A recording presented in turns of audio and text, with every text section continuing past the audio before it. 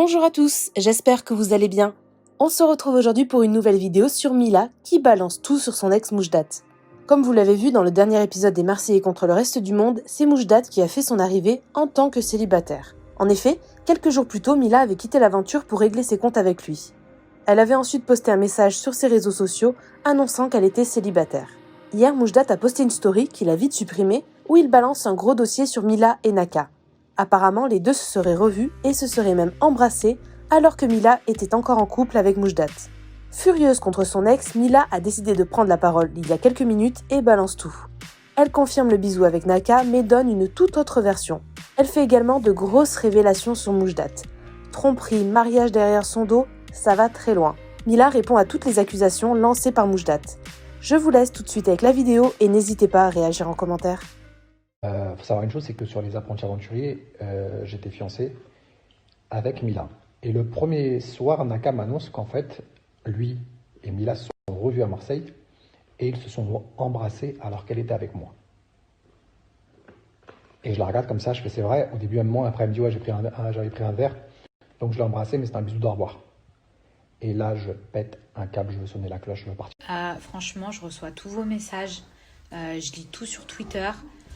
J'ai mon entourage qui m'écrit. Franchement, honnêtement, mieux vaut que je regarde pas les épisodes, je vous jure, de ce soir du cross parce que je suis tellement choquée par tout ce qu'on est en train de me raconter. Et les excuses que certaines personnes essayent de se trouver, franchement, je suis outrée. Alors, le jour où j'ai écrit célibataire sur mes réseaux sociaux, c'est parce que j'avais découvert certaines choses et que j'étais tellement blessée. Vous savez, une femme, quand elle est blessée, vous n'allez pas me dire que dans un couple, on ne se dispute pas et on ne dit pas à la personne c'est fini. Genre, si vous dites ça, c'est que vous n'avez jamais été en couple, c'est que vous n'avez jamais été amoureux et que vous n'êtes jamais disputé. Moi, j'ai écrit je suis célibataire parce que j'étais énervée, pas parce que je l'aimais plus. Vous voyez ce que je veux dire? Parce que tu peux pas stopper quelqu'un de l'aimer, genre juste en mettant un post. Les sentiments, c'est pas comme ça. Quand je vois que ça essaie de se défendre en disant non mais ça faisait 10 jours qu'elle avait écrit célibataire, donc quand je rentre dans l'aventure, ça fait 10 jours, donc oui, je suis célibataire, je me permets de faire ce que je veux. Mes frères, ça faisait 3 ans qu'on était ensemble, 3 ans, genre on était fiancés. Et au bout de 10 jours, tu te comportes comme le dernier des chiens de la cage, genre en roue libre, célibataire de fou.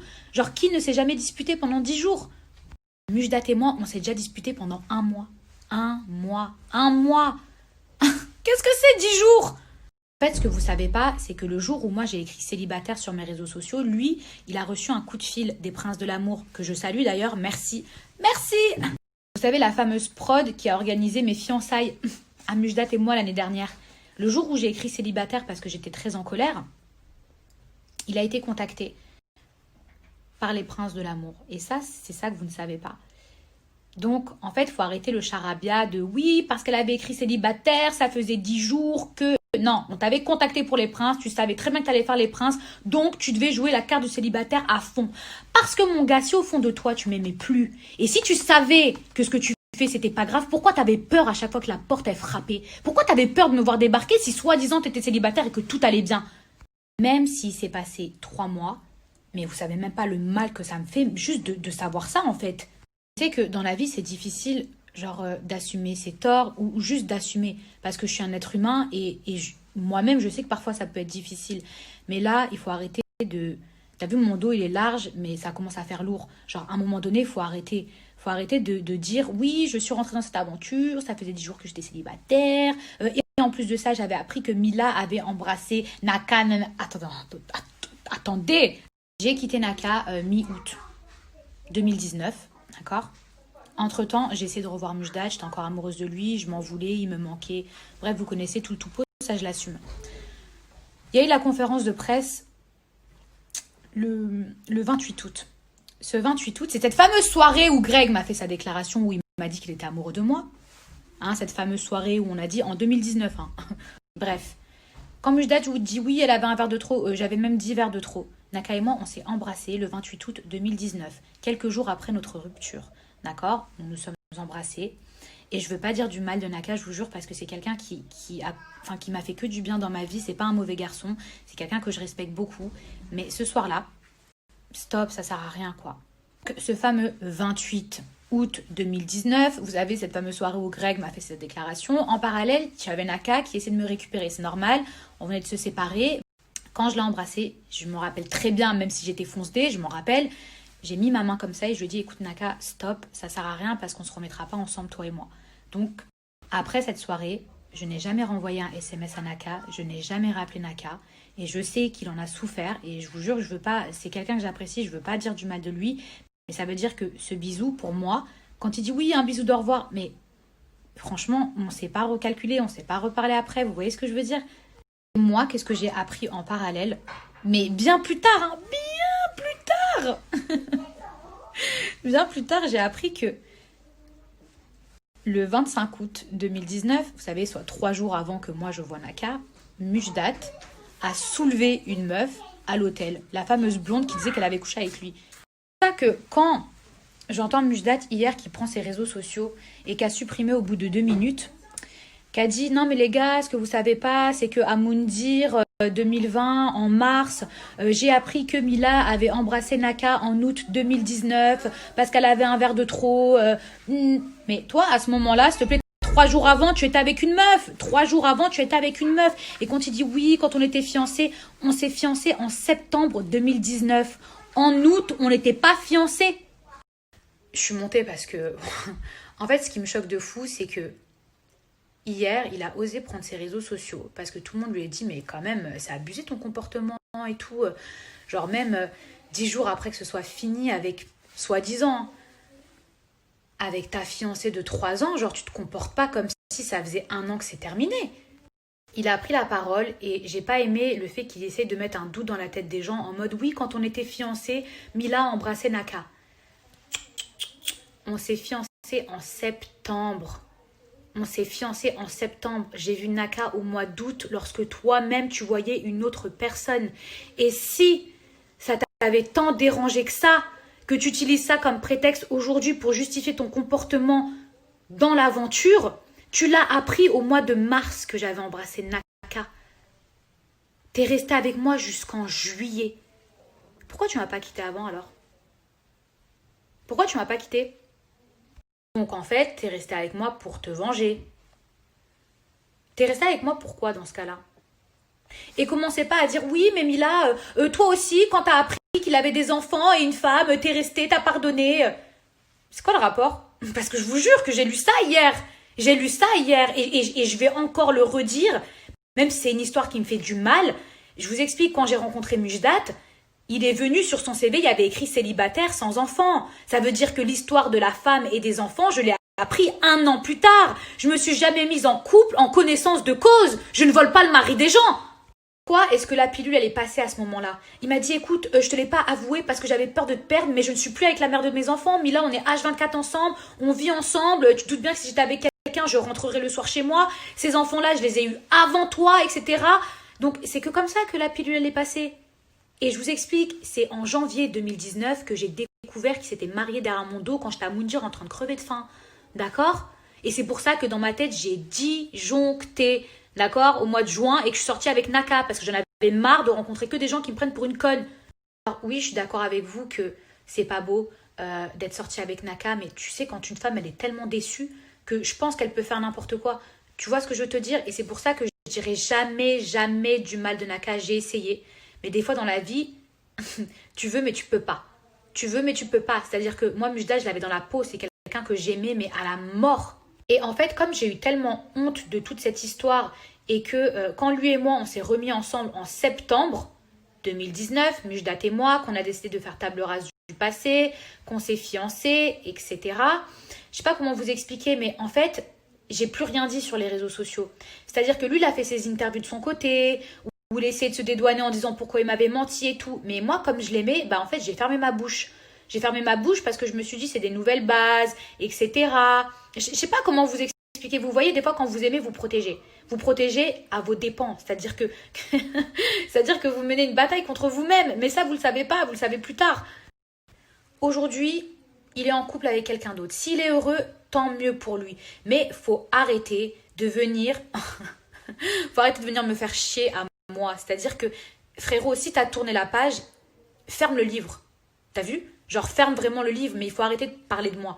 Et c'est-à-dire que si t'es un bonhomme et que t'as un minimum de respect, ne serait-ce que pour les 3 ans qu'on a eus, je t'en supplie, arrête de te dédouaner. en essayant de me faire porter le chapeau sur ton comportement. D'accord ? Quand j'ai écrit célibataire, tu as reçu un coup de fil des princes de l'amour et dans ta tête, tu t'es dit ça y est, je vais faire les princes. Peut-être que dans ta tête, tu t'es dit aussi, bah vas-y, je vais faire les princes, comme ça je vais faire un petit peu chez Mila et puis je vais la récupérer dans les princes parce que oui, la production des princes m'a appelé. Je vous le dis maintenant, qu'est-ce que j'en ai à battre? Oui, la production des princes m'a appelé pour que je vienne. Moi, dans ma tête, je me suis dit, attends, on est fiancés. Genre, même si on s'est embrouillé pendant 10 jours, genre, lui-même, il disait à ses propres amis, je suis fâchée contre Mila parce qu'elle a écrit célibataire devant tout le monde, mais je me considère encore fiancée. Eh ben, c'est pas ce qu'on a vu dans les épisodes. Dans ton cœur, tu savais que tu étais encore fiancée à moi. Tu le savais, Mujdat. Sinon, tu n'aurais pas eu chaud à chaque fois que quelqu'un frappait à la porte. Tu le savais. Coup de fil des princes. Et tu as accepté. Tu as accepté, donc tu t'es dit, je vais aller au bout de mes engagements. Mais sauf que tu as voulu faire le mec. Ce que tu n'as pas dit aux gens, là où tu n'as pas été honnête, c'est que le jour où j'ai écrit célibataire, 10 jours avant que tu rentres dans l'aventure, tu as reçu un coup. Mais genre, sincèrement, qu'est-ce que tu croyais? Que après tout ce qu'on avait vécu quand même en 3 ans, les histoires, le mensonge, le machin, la trahison et tout, maintenant que je me dis, oh, ça y est, on est fiancés, machin et tout, que moi, j'allais accepter que tu ailles faire le célibataire dans un programme où on s'est fiancés. Genre, après 3 ans, c'est ça l'aboutissement. Genre, mais vous imaginez quelle régression pour moi. Mais encore heureux que j'ai pas accepté de venir. Puis en plus, venir au bout de 3 semaines, c'est-à-dire, tu as eu le temps de faire tes histoires, ils ont eu le temps d'utiliser tout ce qu'ils avaient utilisé, c'est-à-dire à rentabiliser. Tu as vu sur toi que tu te sois tapé toutes les petites fanatiques de moi, là, tu crois que moi, j'allais venir après. Genre, vous savez quand même que cette histoire, c'est une histoire de dingue. C'est une histoire de malade mental. Ça veut dire que malgré tout l'amour que je portais à cet homme, mais comment il a pu s'imaginer une seule seconde que j'allais accepter qu'il aille faire les princes de l'amour en faisant le célibataire alors qu'on était fiancés et que genre moi j'allais passer après tout le monde. Mais la tête de ma mère que j'ai appris à m'aimer. Mais je vaux 100 fois mieux que ça. Turquet, une histoire de marronner. Attends, est-ce qu'il y a eu un bisou avec Greg? Est-ce qu'il y a eu un dîner? Est-ce qu'il y a eu un date? Est-ce qu'il y a eu couchage? Et je vais vous dire quelque chose, moi je pense que même ça a arrangé Mujdat, que les autres lui disent oui avec Greg, nanana, parce qu'il avait signé les princes de l'amour, donc il lui fallait un prétexte. Parce qu'en vrai, qu'est-ce qu'ils ont dit les autres? Ils ont chauffé, parce que c'est les Marseillais, parce que c'est une émission de télé, etc. Oui, Mila a bifurqué, là, je sais pas qu'est-ce qu'il a dit Greg, Mila a bifurqué. Ça veut dire quoi, bifurqué? Coucherie, est-ce qu'il y a... Non! Donc ça veut dire que, tu peux pas te comporter comme ça à partir du moment où il y a eu R avec Greg. Tout ça, c'est juste des prétextes. Et franchement, moi, j'aimerais juste soit qu'ils disent rien et qu'il encaisse, qu'il se fasse insulter parce que ce qu'il a fait, c'est moche et c'est pas beau. Et bref, peu importe. Mais ne prends pas tes réseaux sociaux et n'essaye pas de me faire porter le chapeau en disant « Oui, en août 2019, quand elle a embrassé Naka, ça fait qu'aujourd'hui, je me comporte comme ça. Quel est le rapport ?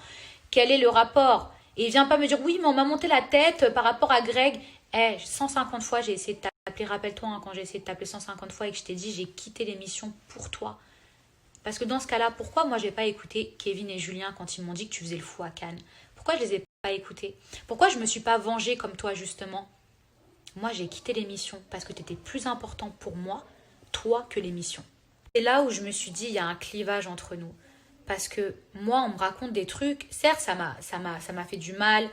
Et je me suis dit, bah vas-y, il faut que je quitte l'émission parce que c'est mon homme. Genre, même si Julien, il me dit des choses, c'est la parole de Mujdat qui va primer sur tout, donc j'ai besoin d'avoir sa version. Vous voyez ce que je veux dire? Toi, t'as pas voulu m'écouter. Toi, tu m'as ôté la parole. C'est-à-dire quand j'ai essayé de t'appeler, quand j'ai essayé de te dire, il n'y a rien avec Greg, arrête et tout, je suis partie parce que j'ai appris ça, t'as retourné la situation. Tu as retourné la situation, tu m'as ôté la parole. Et d'ailleurs, c'est ça qui m'a fait péter un câble. Et c'est pour ça que j'ai écrit célibataire sur les réseaux sociaux. Tellement j'en pouvais plus. Tellement je voulais te faire réagir. Tellement j'étais en colère. Et toi, tu as utilisé ça pour te comporter comme ça aujourd'hui dans l'épisode qu'on voit ce soir. Parce qu'il pense qu'il s'est passé un truc avec Greg. Est-ce qu'il n'y a pas un truc qui va pas? Le retournement de situation. Il s'est passé un truc avec Greg. Vous vous rendez compte que c'est un truc de ouf quand même. C'est moi, je quitte l'émission parce qu'on me dit que mon fiancé est en train de faire le fou à Cannes et je me retrouve à ce qu'on me raccroche au nez parce qu'il pense qu'il s'est passé un truc avec Greg. Non, mais est-ce qu'il n'y a pas un truc qui va pas? Le retournement de situation. À chaque fois que la porte a sonné. Si j'ai écrit célibataire sur les réseaux sociaux, c'est parce que j'étais en colère. J'étais en colère comme n'importe quel couple, fiancé ensemble depuis 3 ans qui se disputent. C'est-à-dire que ton comportement, là, comment tu m'as zappé, comment tu m'as comment tu m'as basé comme quelqu'un avec qui tu n'as jamais vécu, avec qui tu n'as jamais connu, là. 10 jours après, tu faisais le fou, tu faisais célibataire. Mais au fond de toi, c'est un rôle que tu jouais parce que tu avais accepté les princes de l'amour. Sinon, encore une fois, je le répète, si tu m'aimais plus, tu n'aurais pas eu peur. Si pour toi, c'était normal ton comportement de célibataire, tu n'aurais pas eu peur.